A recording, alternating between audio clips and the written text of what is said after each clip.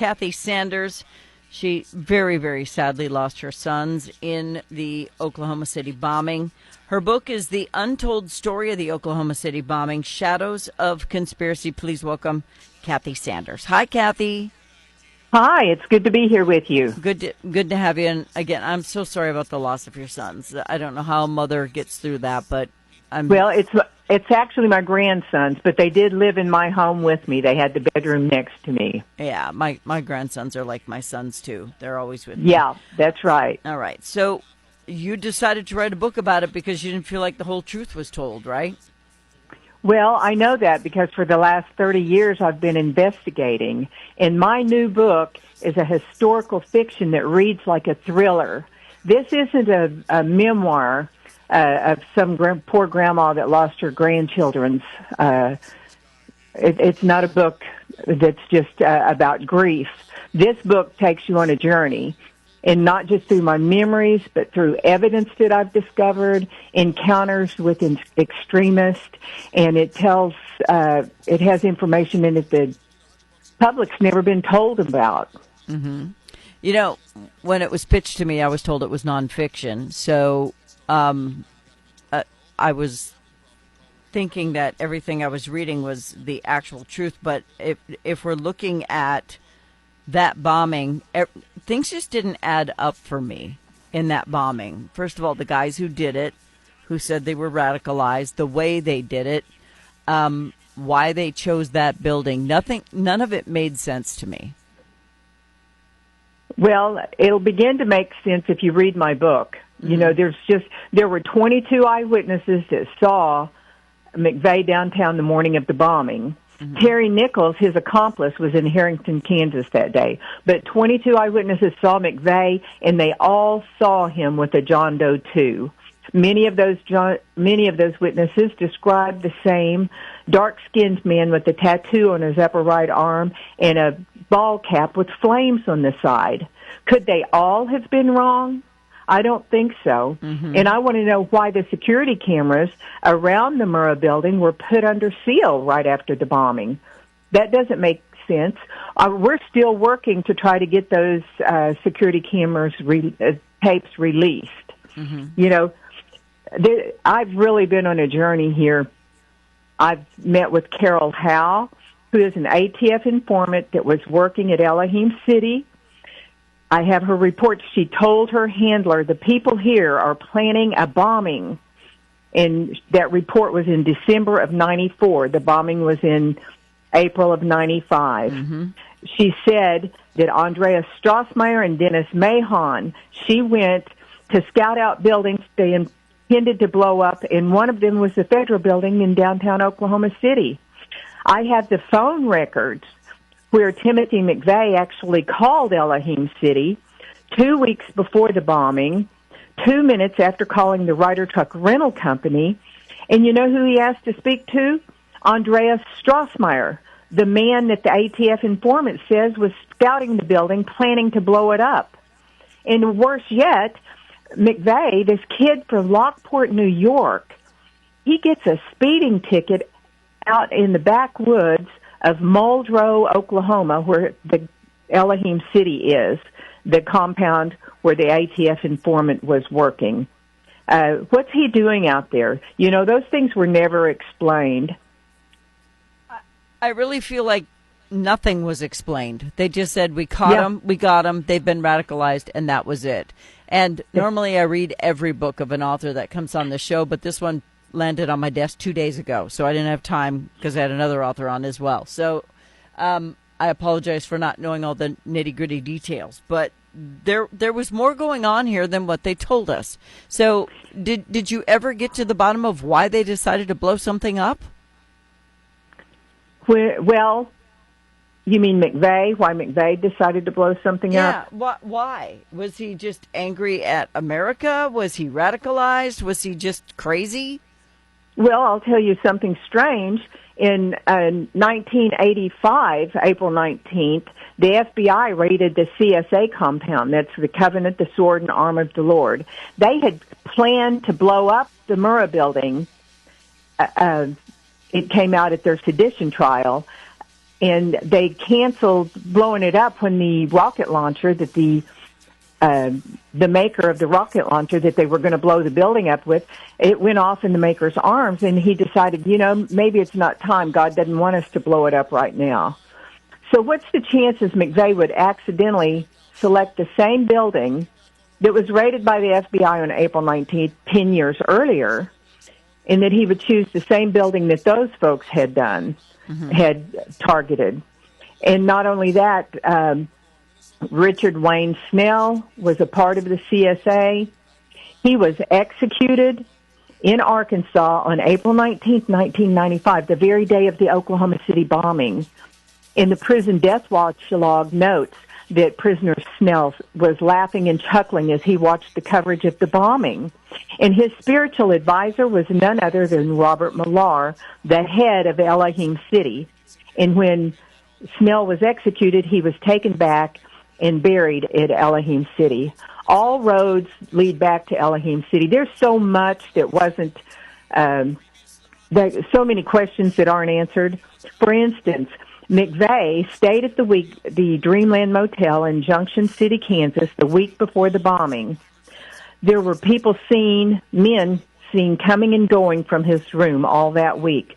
The owner of the motel, her son, the residents there, the Chinese food delivery boy delivered food to that room.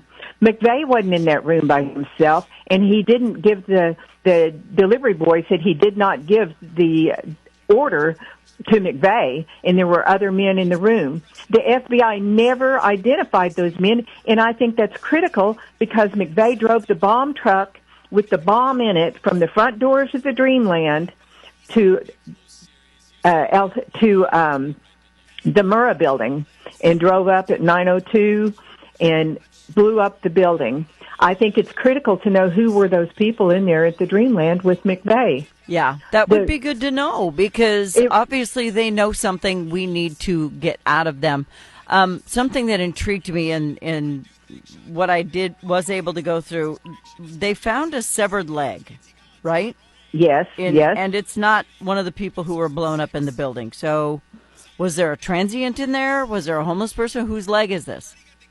Well, I would like to know. In 1995, there was no DNA testing like we have today. Mm-hmm. But I've learned that in 2011, according to an article in the Washington Times, there was DNA testing done on the leg. But they did the DNA testing on the leg, but they only ran it to check to see if it belonged to one of the 168 people that died in the building. I'm trying to get that DNA testing released to me so I can run it through a database to see who it belongs to, who's its relative. You want to know more than the government does. That's crazy to me. Why would they not want to know? I don't know, but it's illegal. I'm having to fight it with a lawyer to try to find out. It's just amazing. Terry Nichols, the other co-conspirator of the bombing, I've been in to visit with him in prison. Okay, I've had his family to my home. He told me that when he was no longer under the threat of a death sentence, he was going to tell me everything. Okay? 60 Minutes was going to do something they had never done before in the history of the show. Nichols agreed that he would do an interview just like they had done with McVeigh, but there was a caveat. The only way he would allow the interview to take place is if I conducted it, because he didn't trust Ed Bradley.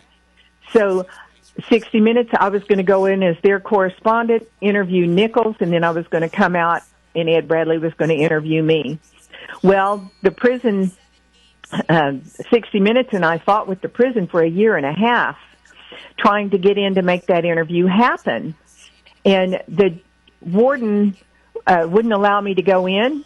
I have his letter here in my home. He said in his sound correctional judgment that to allow me to go into the prison, and that's the Florence, Colorado, where the baddest of the bad. There's no prison anywhere in America that has any worse criminals in it than Florence, Colorado. It's a maximum security. That I would be a danger to the prisoners, to the staff and to the public at large. And they wouldn't let that interview take place. But I met the prison's criteria. Terry Nichols got tired of that, and he called me and he said, well, I'll tell you what.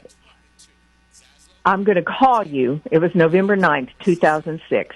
Mm-hmm. I'm going to call you and I'm going to tell you everything, because he was no longer under the threat of the death penalty, and that's what he told me he would do. 60 Minutes. At least he kept his word. Yeah, he did. 60 Minutes flew me to New York. They wired up my phone, and I'm sitting on the set. And then, unfortunately, when I got there, they told me Ed Bradley had been very sick, but we'd been working so long to try to get this interview to happen that we were going to go ahead and record the call, and then someone else might have to do it. Well, after several hours, the producer comes in and says, I'm sorry to let you know that Ed Bradley has just died. We're going to have to close down the set. And I'm devastated. Yeah. I'd met Ed Bradley, and I felt sorry for the 60 Minutes people, but I really felt sorry for me, because so many times I had gotten so close to the truth. And then I regrouped, and I thought, well, you know what, it's going to be okay, because Terry's still going to call me, and I don't care if it's on 60 Minutes or not. I want to know what happened. Well, went back to my hotel room. He never called. I came back home to Arkansas. 2 days later, Terry's mother called me, and she said, Kathy, Terry wanted me to let you know that on the day he was to call you, he was notified by the warden you were taken off his calling list. Now, I'd been talking to that man for 10 years on the phone, and the day he agreed to tell me everything, I was removed from the calling list. Why would the warden care what he had to say? I don't think he would, but somebody somewhere higher up cared. This is really bothering me. I can't imagine what you've been going through all these years. Yeah, it should bother everyone, and this book is just an incredible story. Like I said, it's a thriller. I didn't write it just because I want to entertain people, and I don't want to reopen wounds, but I wrote it to open up eyes. If you think you know the story of April 19th, 1995, think again, because you don't. You need to read this book. My goal's always been to bring the readers on this gripping and frightening story with me, and I'm hoping that people will care enough to read the book and see what really happened. They will. They will. I have voracious readers in my audience. I did get through a couple of the chapters, and I was shocked at how it seems like you are almost there. You know what I mean? It felt like you were there. Yeah. Yeah. Yeah. But the last picture of Chase and Colton is kind of haunting for me. But, you know, I look at you and your son, Danny, who was an off-duty officer, and I look at these pictures of your family, and you just suffered such a great loss. The fact that you are deciding to fight this fight has got to be therapeutic for you. Well, I don't know if it's therapeutic, but it's the right thing to do. And I don't know that you know, I finished a documentary with HBO with Katie Couric. It's called An American Bombing, The Road to April 19th. When I was approached by the producers for this piece, they told me they were going to do a story about domestic terrorism in the United States. And they were coming to my house to interview me because I was a victim of the first domestic terrorism. Mm-hmm. Well, when they got there, we did the little interview and stuff, and I said, you know, folks, you're missing the story. You know, there's more to this. I took them downstairs where my evidence logs are. I showed them the speeding ticket McVeigh got out by Elohim City. I showed them Carol Howe's report, the ATF informant that said these people are planning a bombing. I showed them Jennifer McVeigh, Tim McVeigh's sister's confession to the FBI. She said she had been laundering $100 bills that came from bank robberies, according to her brother. That's what her brother told her. She was laundering those $100 bills for him. And you know what? There was a group of bank robbers that were living at Elohim City, and the FBI had dubbed them the Midwest Bank Robbers because they were robbing banks and using the money from their robbery, using the money that they got from the robberies to finance terrorist activities. Now, what are the chances that McVeigh's laundering money for bank robbers that are at Elohim City. Yeah. All roads lead back there. With It was the Aryan race crap that they had going on in the church with the swastikas and the Israeli flag as a rug, that all of that fits together with the mind of a neo-Nazi. And that makes me sad when people use the term lightly, because neo-Nazis are horrible people. Now, I only have 30 seconds left, Kathy, for the interview. Where is your book available? Shadows of a Conspiracy, the untold story of the Oklahoma City bombing, is available on Amazon and Barnes & Noble. I think everyone really needs to read this, because there was so much more at play than what we were told back in April of 1995. We just thought it was a couple of nutbag guys who decided to do some damage, and it's way deeper than that. And this poor woman lost her grandsons, and I mean, life was changed forever. And you've been on this manhunt for information, or information hunt, ever since. And I hope one day you get the entire story. I hope that for you. Well, thank you very much. You're welcome. Again, I hope the readers will read the book, because it'll surely open their eyes. Oh, they will. I'm going to give the away. truth has not been told. Yeah, I'm going to give away a copy right after this interview. Everybody else, go buy yours on Amazon. Kathy Sanders, thank you so much for your information today. Thank you. Bye-bye.